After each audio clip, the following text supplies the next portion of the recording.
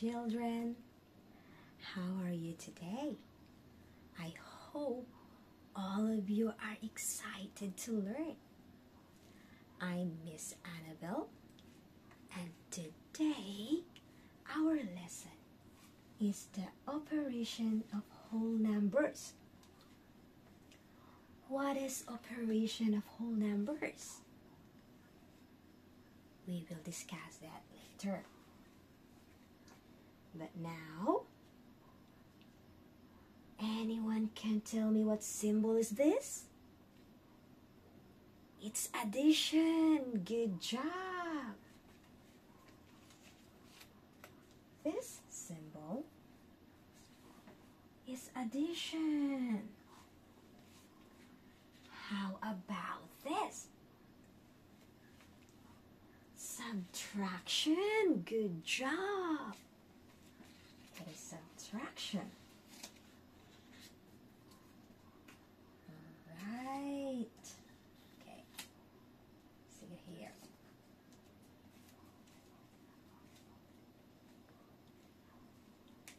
Addition and subtraction are the operations. And addition, it means adding numbers. Ito ay ang pagdagdag ng dalawang numero upang malaman natin ang kabuuan nito. Habang ang subtraction naman ay ang pagbawas. Yan. May kaiba sila. Pareho silang ang operations pero magkaiba sila. Kasi ang addition ay ang pagdagdag, samantalang ang subtraction ay ang pagbawas. Ngayon, si Miss Annabelle ay may example na ipapakita sa inyo. Ano to? Nakikita natin. 1, 2, 3, 4. Yes. 4 bowls. Yan. 4 na bola.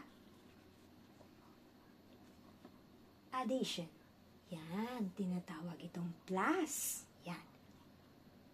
Meron pang 2 bola. 1, 2. Ayan. At dahil ang gagamitin nating operation ngayon ay ang addition, ito ang gagawin natin. Dikit natin ito dito para mapaliwanag ng maayos. Ayan. O, see? 1, 2, 3, 4 plus, this is number 4. 1, 2, this is number 2. Dahil ang addition ay ang pagdagdag ng dalawang numero, ang gagawin natin, bibilangin natin ang lahat ng ito upang malaman natin ang kabuuan. Okay. Let's start. You can count with me. Yeah? Ready? 1, 2, 3, 4, 5, 6.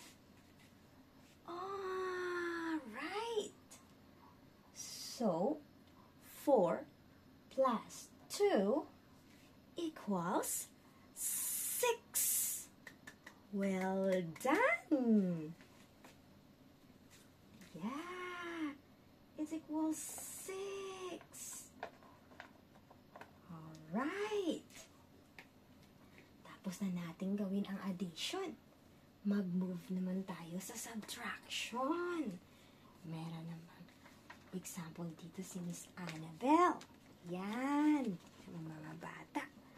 Ano to? Apples. Right. Ilan ang apples? So, 1, 2, 3, 4, 5, 6. Yeah. Meron tayong 6 na apples. Ito namang subtraction. Itong symbol na to tinatawag na minus. Ayan. Minus. So, ang 6 na apples minus 3 equals, paano natin malalaman ang sagot? Ayan. Diba ang subtraction ay ang pagbawas ng numero? Now, i-try natin. Yan. Try nating bawasan. Ang pagbawas ng 3. So, let's try. Let's count, sorry. 1, 2, 3. Ang gagawin natin ito, dikit natin. Yan. Para natin talaga. 6 minus 3. Yan. Babawasan natin ng 3 apples. Okay. Ngayon, try natin bawasan. So, 1. 1.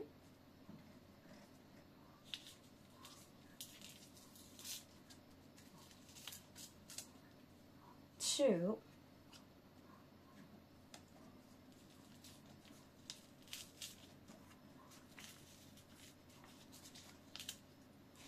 3. Ayan. Okay. Nabawasan na natin ng 3 apples. Kasi 6 apples ito, di ba? Tapos, sabi dito minus 3. So, ngayon nabawasan na natin ng 3. Bibilangin natin kung ilan na lang ang natira. Ayan. Let's start to count. Count with me, okay? Please.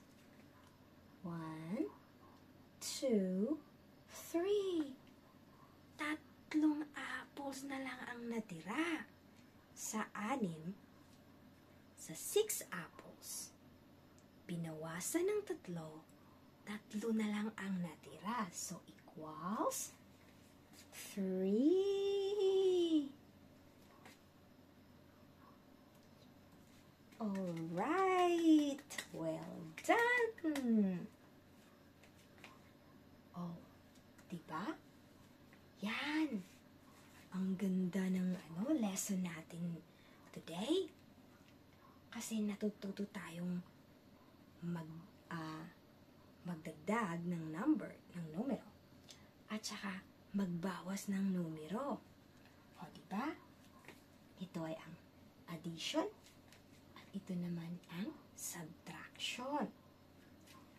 Lagi nating tatandaan na pag makita natin ang symbol na to, yan, yung plus, yan ang addition. Ito naman, itong parang line, ganyan, horizontal na line na maliit, ay natawag na subtraction. Okay. O, diba? Madali lang palang matuto ng addition at saka subtraction. Right? May ibang example. Tulad ng, halimbawa, may bisita kayo sa bahay. Tapos, 5 lang kayo sa bahay. Si mama, papa, si ate, si kuya, at ikaw. Pero may 3 kayong bisita.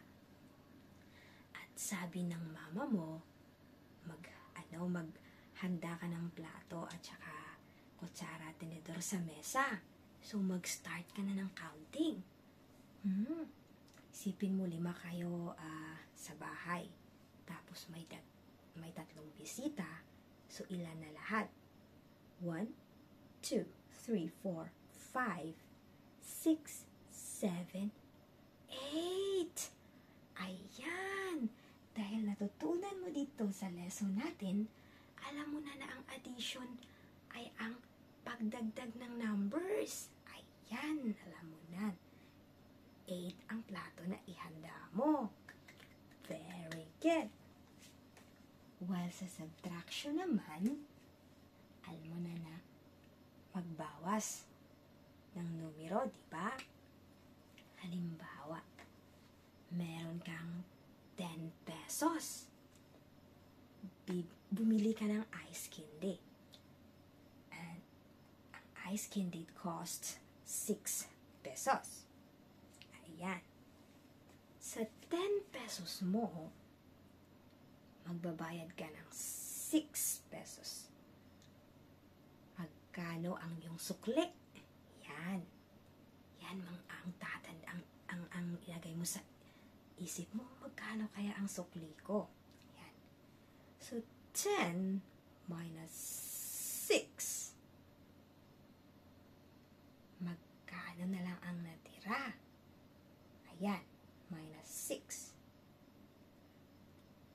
Oh, there are 4 left. Yeah, meron kang 4 pesos na sukli. Ayan, 1, 2, 3, 4. Alright, madali lang palang matututo ng subtraction. Ayan, subtraction ay yung pagbawas. Okay, good job.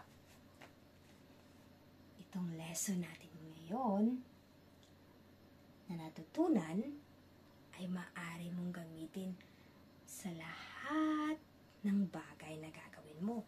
Mapasa school ka man o sa bahay. Ayan, magagamit mo yung operation. And thank you so much. Salamat sa pagkikinig ninyong lahat. At lagi nating tatandaan na ang matutong magbilang, matutong magdagdag ng numbers tulad ng addition, magbawas tulad ng subtraction, ay napakahalaga. Alright. Thank you so much. And bye-bye.